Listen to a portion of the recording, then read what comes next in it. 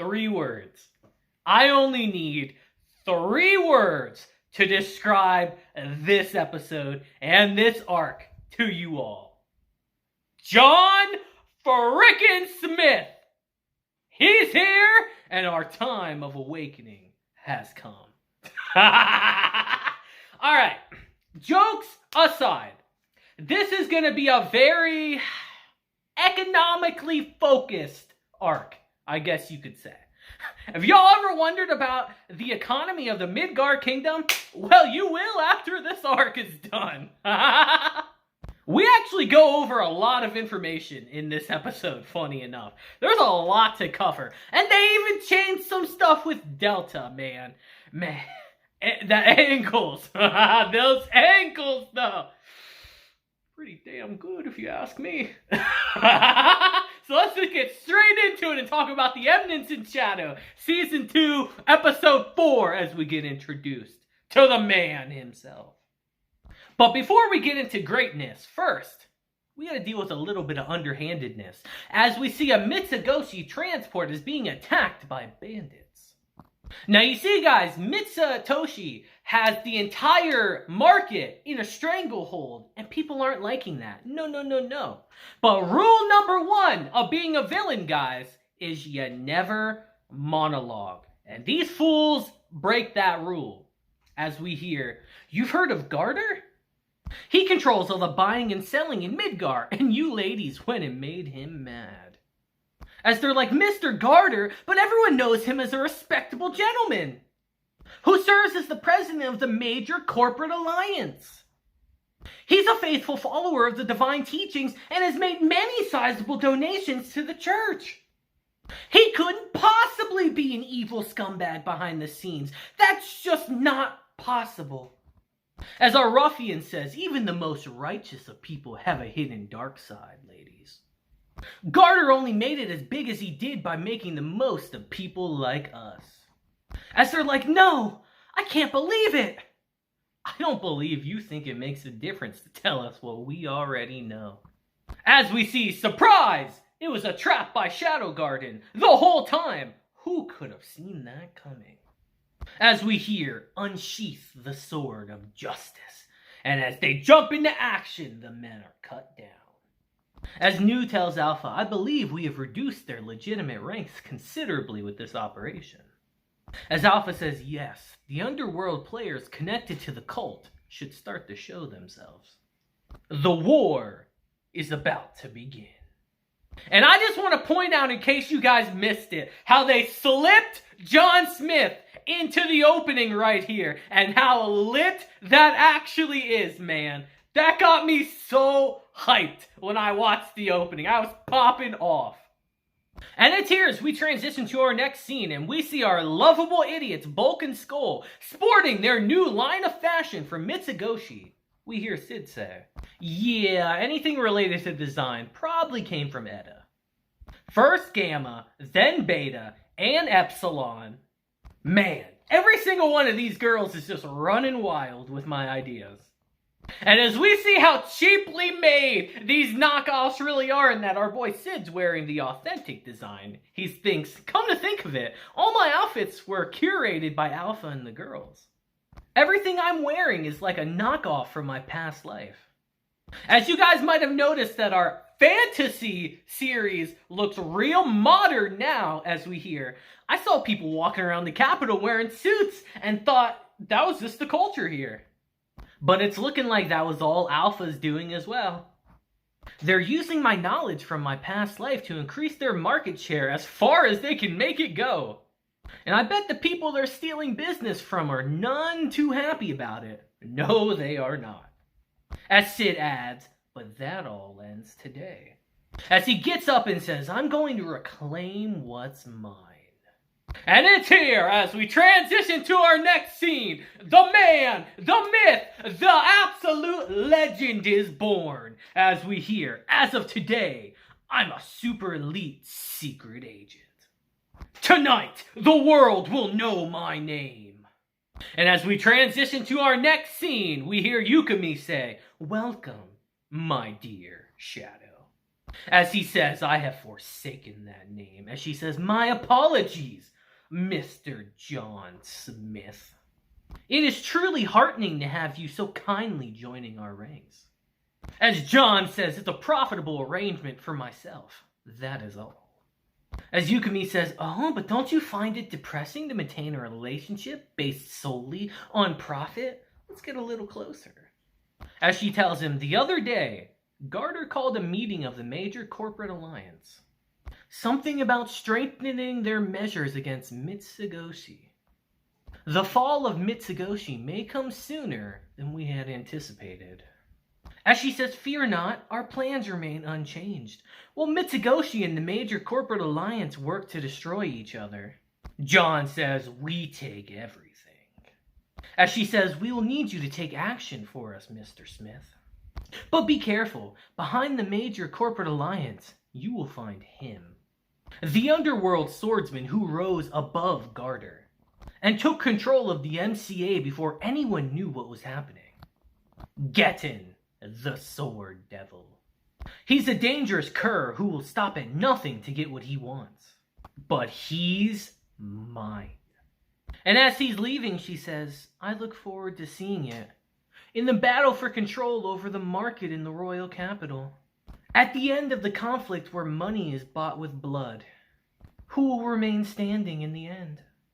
As John says, I will destroy it all and then build it up again.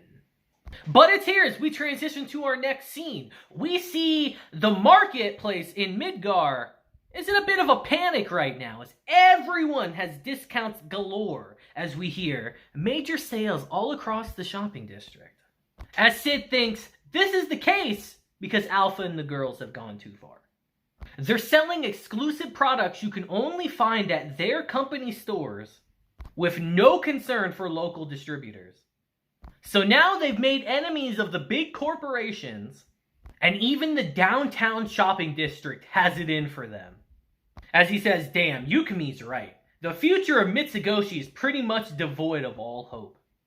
Essentially, guys, think of it like how Disney's doing. They buy up everything and have a stranglehold over everything. That's what Mitsugoshi has over Midgar and the entire market. Basically the world at this point, essentially. And everyone wants to take them out because of it. As Sid says, I will destroy it all and then build it up again. These companies will crush Mitsugoshi and I will crush them. I'll use the massive amounts of capital that remain to move to a new brand market and start up a new corporation. I'll invite Alpha and the girls to come on as upper management. Then I'll just change the name and Mitsugoshi will be reborn. Once it's all over, they'll understand. Maybe not. Maybe not. But it's here as these three gaggle of idiots go out shopping. Sid suddenly notices something and says, is it me? Or does that bill look wrong? I don't remember it being that design. As Bulk says, oh, this is one of the new bills only just put out by the major corporate alliance. That's why everything's on sale today, remember? To commemorate the release of the new bill. And it's here we see Sid gets one of Mitsugoshi's bills and starts comparing the two as we hear. Before, we could only use them at official Mitsugoshi storefronts. But now we can use them all over the city. As Sid's just like, those punks have their own bank now too? What the hell? I do remember babbling some random facts I saw in an MHK documentary about banks and credit creation. As we see the girls at a young age were very attentive listeners. As Sid says, my memories are kind of fuzzy though. So I ended that conversation fast, but they picked it up fast. As he says, not only did they establish their own bank, they even managed to issue their own paper currency. And they even have copies of it. I mean, respectable homages. But it's here. Our boy Sid has an idea as he thinks, wait. The Mitsugoshi banknote uses multicolor printing and a carefully placed watermark. But this copycat version has cruder printing and a simpler design. As he stops in his tracks and he says, when I was a kid, I had a dream. I had a 1,000 yen bill left from my New Year's money, and I thought, maybe I could make more of them with the copy machine at the corner store. I gave up on the idea after the old man at the counter yelled his head off at me. But now, I'm a super elite secret agent, said in English, by the way, very cringe, very funny. And dreams can come true. As he runs off with their money and says, I'm counting on you, MHK, I need to remember. And it's here as we meet with Yukimi again. It's time to put this masterfully thought out, ingenious plan into motion. As we hear, this single gold coin multiplies into several times what it was. But what we find there is the fleeting illusion we call credit. As Yukimi says, are you perchance talking about paper money? As John says, these scraps of paper, considered by the masses to be no different than currency, are, more precisely, not currency at all. As he starts explaining that, in reality, they're no more than claim checks for coins that have been left in the care of the bank. Let's say, for example, you've put 10,000 zeni in the bank. In exchange, you're given a banknote for 10,000 zeni, which you can use to purchase goods and services. But this is where something strange occurs. As he explains that you have 10,000 zeni in the bank and 10,000 zeni in a banknote. At some point, your zeni is doubled to 20,000. So if the 10,000 zeni in the bank remains dormant in its vault, there's no problem.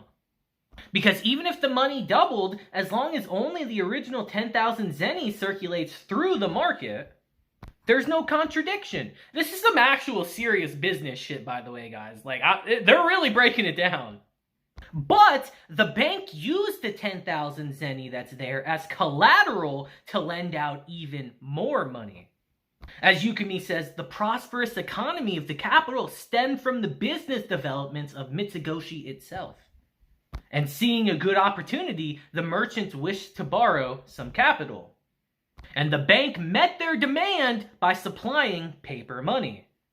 As we hear, use of paper money spread like wildfire, further obscuring the currency's true value.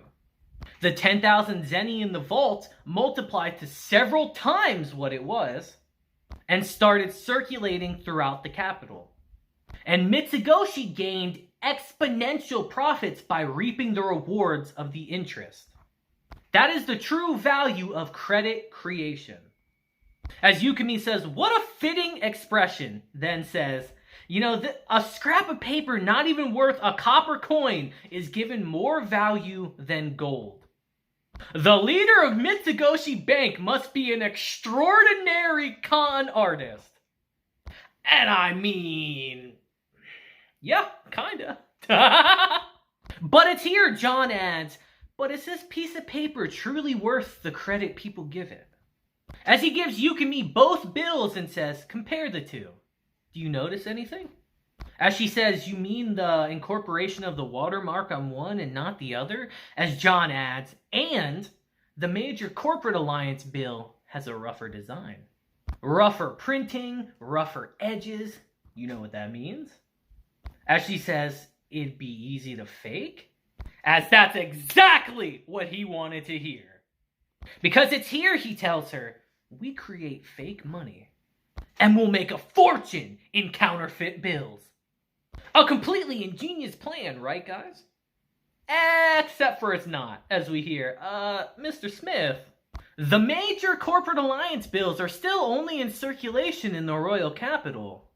If we forge them, the authorities would immediately trace them to the source.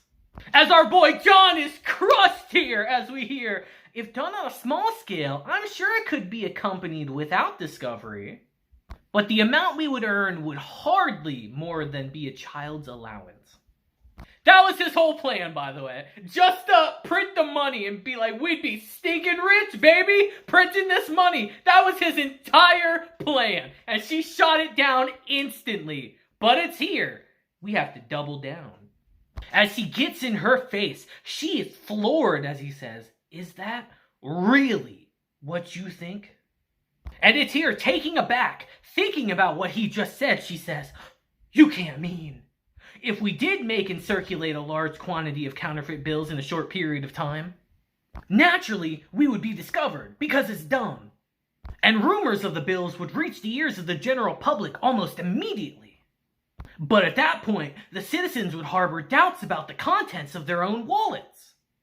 And the credit given to the paper money would be lost. The discovery of the counterfeiting was already integrated into the plan. No, the discovery was the plan." As she adds, when the people start to doubt the value of the money, they'll make a run for the bank to exchange it for gold. And if we're one step ahead of the game, we can monopolize the profits. That's what you've been planning all along. John, you're a genius. As he's just like, yeah. But then adds, "Is that really what you think?" As the shaking screen here is so freaking stupid, but so perfect for this scene. As she says, "Yes, that is what I think." As she thinks, "My God, this plan is utterly flawless." And as John leaves, he says, "That is exactly right." And it's here when she's alone, she says, "In the end, he was testing my sincerity. If I had given in to the pressure and rattled off some thoughtless babblings, then I would surely have been killed." But it's here as we transition to our next scene, and we see Shadow Garden moving in the shadows. As the name implies, we hear the mysterious man secretly scheming while Mitsugoshi and the major corporate alliance battle it out. His name is John Smith. He hides his identity and carries out his mission alone. I am the man who betrays his organization in order to save it, the super elite secret agent. But it's here all of a sudden, we notice Sid's feeding someone, as we hear, "Give me more, boss!" As we see he's been feeding best doggo girl, Delta. And it's here, like any good pet owner, Sid has to carry his animal out of the restaurant, obviously. As Delta says, "You smell like foxes." As Sid says, "I was hanging out with, I was hunting foxes." As he's like, "Hunting? I want to hunt!" As he says, "Yeah, sorry, that fox is already hunted." As he adds, "Anyway, why are you in the capital now?" And she says, "Well, Delta woke up early this morning, ate lots and lots of meat, and came to the capital for the first time in forever." As she says, "Delta was hunting." As Sid says, "Why are you hunting? Y'all are welcome, by the way." As she adds, "Delta did so much hunting. Wanna hunt with me, boss?" As he again asks, "Why are you hunting?" And she says, "Alpha told me to. Wanna hunt with me, boss?" As he asks what she's been hunting, and she says, "Bandits. You like hunting bandits too, boss. Hunt with me." As he's like, "Yeah, I guess I do like hunting bandits, huh?" As he adds, "I don't think I can do it right now, though." As she says, "No, hunt with me." As he says, "Didn't you come to the capital for a specific reason? Didn't Alpha want to see you?" As she's like, "Oh shit, she's gonna beat my ass." But right before she leaves, she's gotta give Sid the sad puppy dog eyes, literally saying, "Oh, but our bandit hunt." As Sid's like, "Looking at Delta reminds me of John, the pet I had in my last life." And as we transition to our next scene, we hear, "Another failure, huh?" And we hear, "Yes, their private soldiers were more powerful than we anticipated." Shadow Garden. As we hear, "So the would-be bandits were useless, huh? Shocker. In that case, I'll send the Clovers after them." As we hear, "The Clovers? The elite assassins you handpicked yourself, Mr. Geddon? With them on the job, Mitsugoshi's secrets are as good as ours."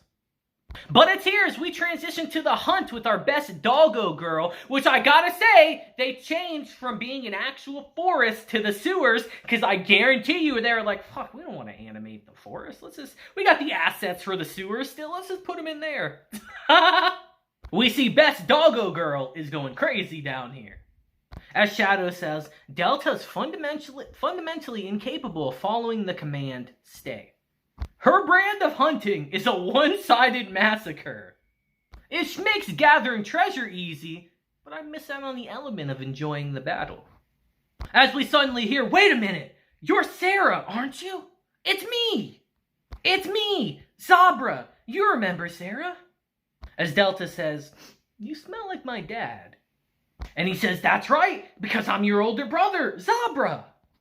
How are you even alive? I heard you got possessed and Dad hunted you. As he says, Delta is the best at hide and seek. As he says, anyway, Sarah, you can just let me go, right?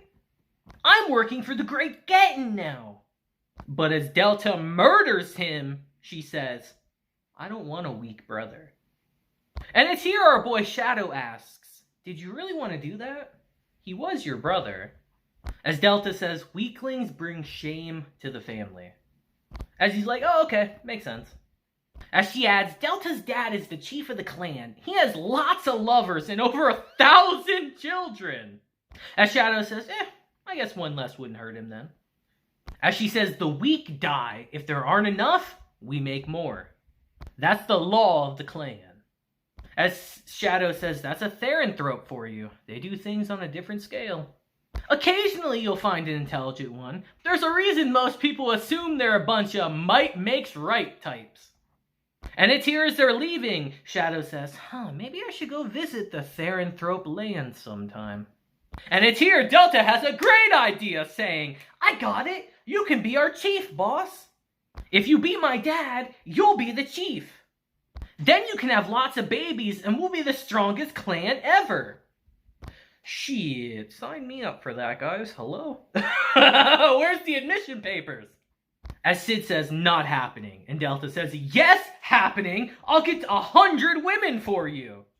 And Delta will have 100 babies.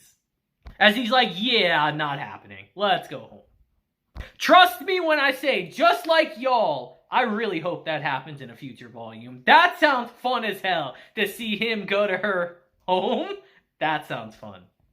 But as we transition back, we hear, Zabra has been defeated, you say. As we hear, yes, one of our underground hideouts was attacked, and we found his body inside. As he adds, into Mr. Geddon, in these last few months, our numbers have been reduced to practically nothing. If this keeps up, it will affect the personnel we have running our public enterprises. Shadow Garden's handiwork. As he adds, what do you say to stepping back and reevaluating? As we hear, Garter, you are in no position to control all the commerce in the city. Surely you have not forgotten who it was that put you in that position. All you need to do is follow orders. My orders. As Gettin adds, at any rate, Zabra was the weakest of the Clovers. Summon the 3 that are left. As he says, Mitsugoshi's tougher than I thought. Now I see why the cult labeled them as a threat. And on that ominous note, our episode ends. And man, there was a lot of information this episode. I could see you guys being very confused by this. I tried to break it down and explain everything that's happening as clearly as I could. This really is an episode focused, or an arc focused entirely on the economy of Midgar, essentially, and how Mitsugoshi's come in and fucked everything up. That's really what this arc's gonna be about. It's gonna be really fun. And man, this episode was really fun. I paused this episode so many times just to laugh because I was laughing my ass off. My face is so red. Let me know your thoughts on John Smith and this new arc we're getting into, guys. It's gonna be great. But until next time, I hope you all have a great day, week, month, and year. And until then, deuces, have a blessed day, and I will see you guys next time. Deuces.